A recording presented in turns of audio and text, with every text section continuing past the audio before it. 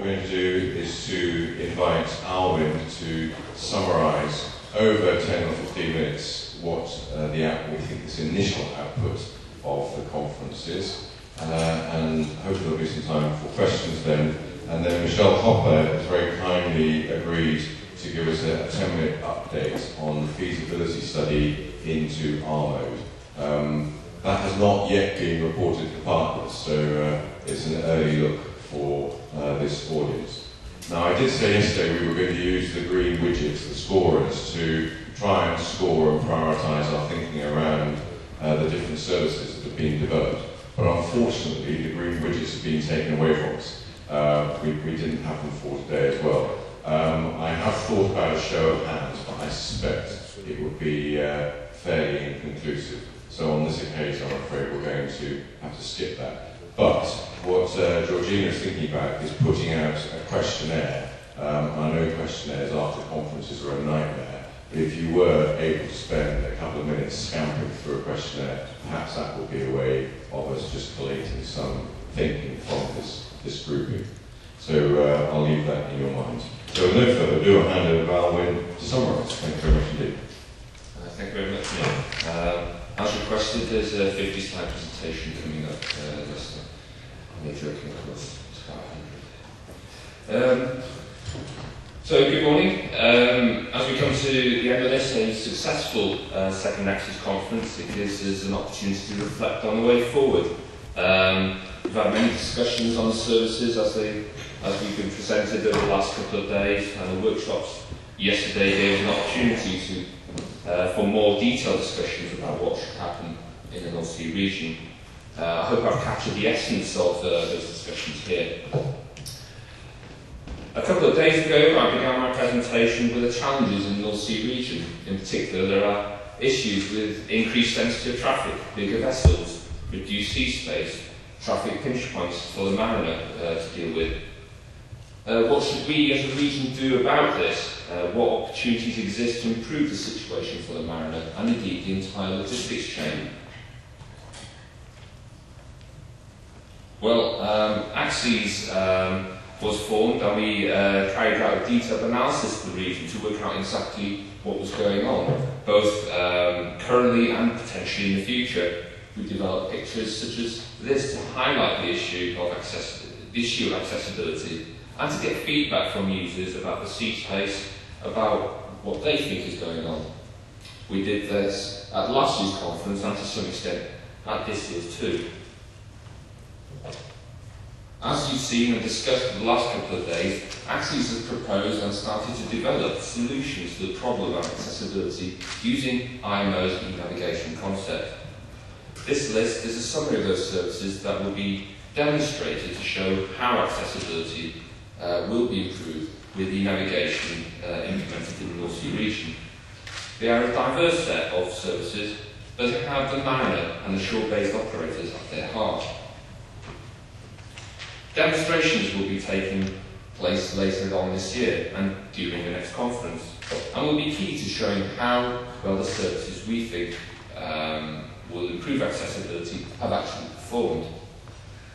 With demonstrations being planned on board real vessels and in simulators, it should capture the real benefits and potential pitfalls of the e-navigation concept.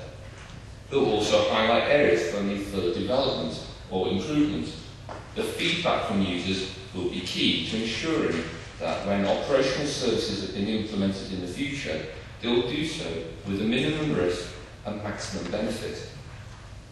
Your feedback here will be critical to the further development of the services, and for that, I thank you for your valuable contributions. We hope that you'll see your inputs being put to good use over the next few months. Maritime accessibility and e-navigation are inextricably linked. Indeed, the links occur at different levels, from regional through European to global levels. On a global level, IMO's e-navigation concept will become a step closer to reality with the approval of the SIP later this year. This, of course, is supported by developments at IALA and IHO. On a European level, initiatives such as e-Maritime, 10T and Horizon 2020 aims to improve EU competitiveness and maritime accessibility is at the very heart of that. The economy of Europe depends on a safe and efficient logistics chain, and the maritime sector is a critical part of that, a point that is particularly laid to bear here in the North Sea region. And finally, we have regional initiatives such as ACCSEAS and to some extent Mona Lisa too. These aim to try out ideas and concepts to see what works for those who operate in the region. Although ACCSEAS is a regional initiative, the impact can be felt at all levels. So let's take a look at how it does this, starting with the regional level. We shall start with the North Sea Regional E-Navigation Forum, which will be a direct legacy of this conference. The workshops that you attended yesterday will be a key element on keeping the discussions going after ACCSEAS has finished early next year, and is a place for the impact of e-navigation on the region to be monitored, supported and guided. We hope that you will continue to use the forum as a means to drive forward the e-navigation initiative in the region and possibly beyond. Then we have the Service Providers Coordination Group, which is a means to ensure that those who are providing the services will talk to each other and making sure that the services are provided in a harmonised and standard way. Finally, we have the E-Navigation Transnational Advice and Guidance Group, which is a regional policy advising group on e-navigation. This will allow the policy makers in the region to come together and decide on the more strategic and policy e-navigation issues for the region. The outcomes of this group should advise Member States and the European institutions on e-navigation matters, and in particular its impact on maritime accessibility. More details of these groups will be made available on the ACCSEAS website later this year, so please keep a lookout for those. The project will propose the North Sea Region E-Navigation Sustainability Work Plan and is based on the analysis, experience, and knowledge developed throughout the ACCSEAS project. This plan will identify key areas needed for further discussion, analysis or development in order to secure improved maritime accessibility in the North Sea region.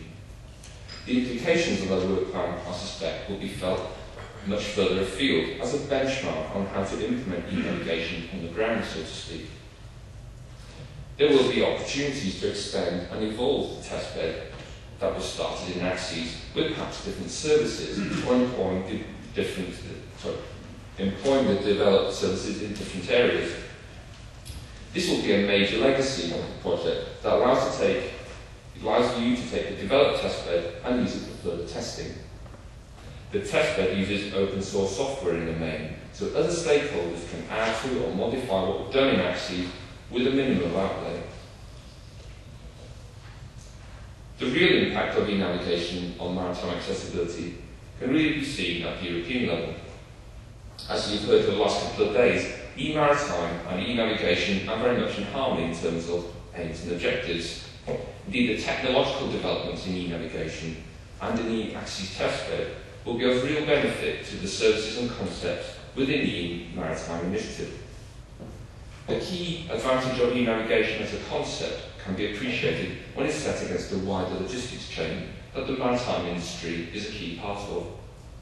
You can argue that the logistics chain is the silent user of e-navigation, in particular when it comes to ensuring that the vessels are at the right place at the right time, or to ensure that the land transportation links are ready to receive vessel cargo. This brings in the importance of the estimated time of arrival and the estimated time of departure into the picture, an element that e-navigation can have a positive impact on. We cannot discuss the logistics chain without acknowledging the TEN-T network or the work that Mona Lisa is having in this area.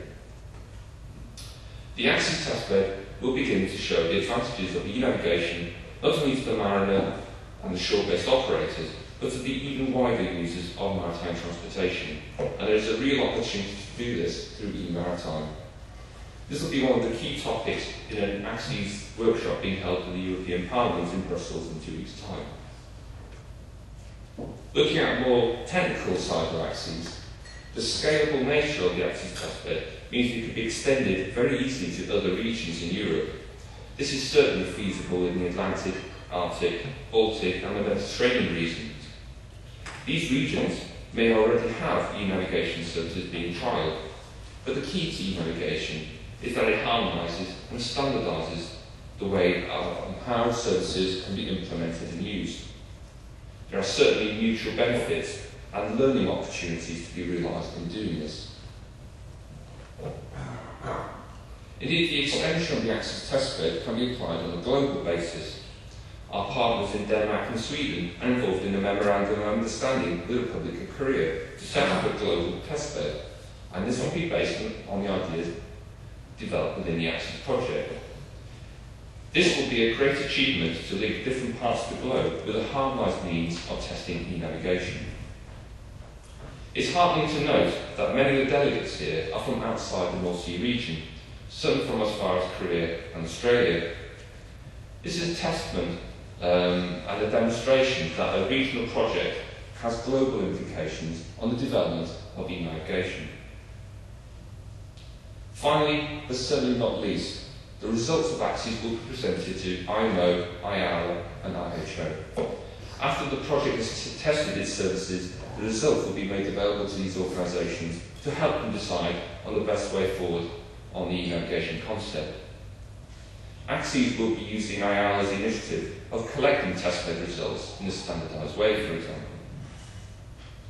The work on the maritime cloud is both exciting and innovative, and that should continue beyond ACCESS, together with the input into the S100 developments based on the knowledge and experience from the developments in the project. When set against the positive impact e-navigation is anticipated to have on maritime accessibility, the message from ACCESS will be strong and clear about what works and what doesn't.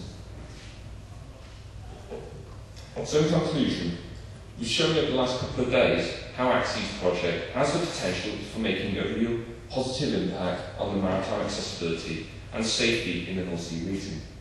It is also clear that the project has the potential to have an impact on the worldwide developments too. There are many questions remain to be answered on the practical implementation of e-navigation, and it is going to be hard work finding those answers. ACCESS is not going to be able to find the answers to all the questions on e-navigation, particularly with regards to the optimal response to emerging technologies and the question of who ultimately pays. However, in trying to answer those questions, ACCESS is developing an innovative accessibility solutions using e-navigation and will be demonstrating them towards the later half of this year. It promises to be an exciting time for everyone involved, so watch this space. And of course we have future projects. And I say projects because I suspect there'll be more than one project from as a result of ACCESS. And indeed the results of this conference will feed in to the next son of ACCESS, the sons of ACCESS if you like. So please watch this space, and particularly the ACCESS website if you're interested in joining the next project. I'll take my business card out the table outside and please get in touch. Finally, I'd like to take the opportunity to pre-announce next year's conference to be held in Rotterdam next year. It'll be a 2-day conference on the 17th and 18th of February, so please keep those days free in your diaries if you'd like to see how the project has got on over the next year or so. Check out for more details on the ACCESS website soon. Thank you very much.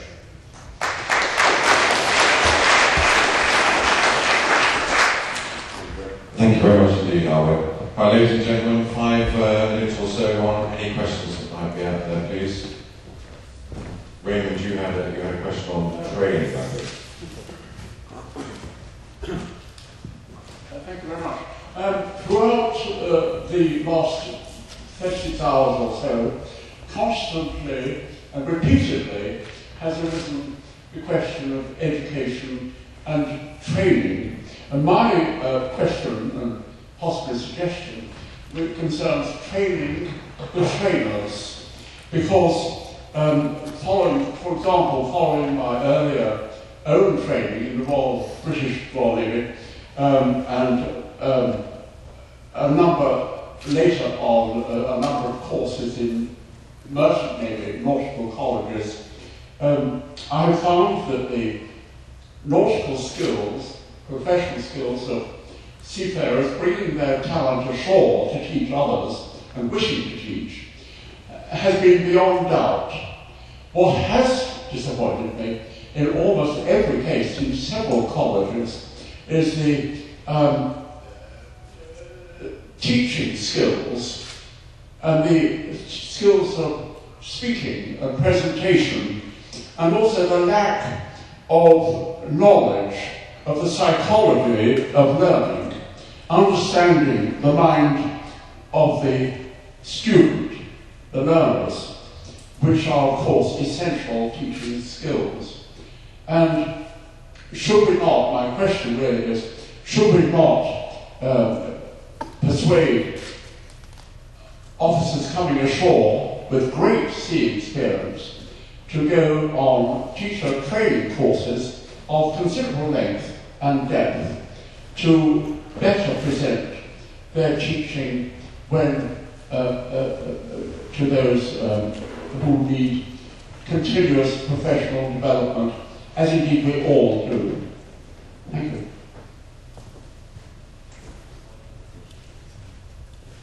Thank you very much indeed. I think that's a really important point. We talk a lot about training, and it is very easy to forget the trainer side of life.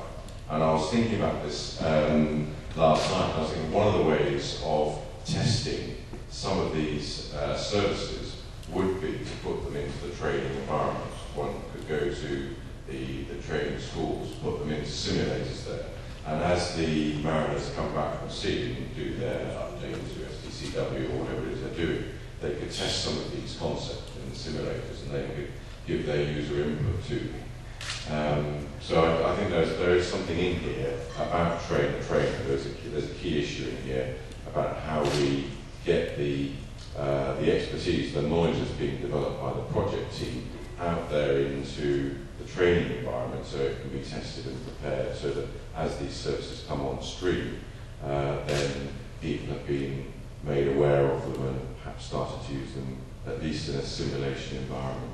So I think it's a really good point. Thank you very much indeed, and we'll capture that in the minutes of the conference. Are there any other questions as we start to summarise?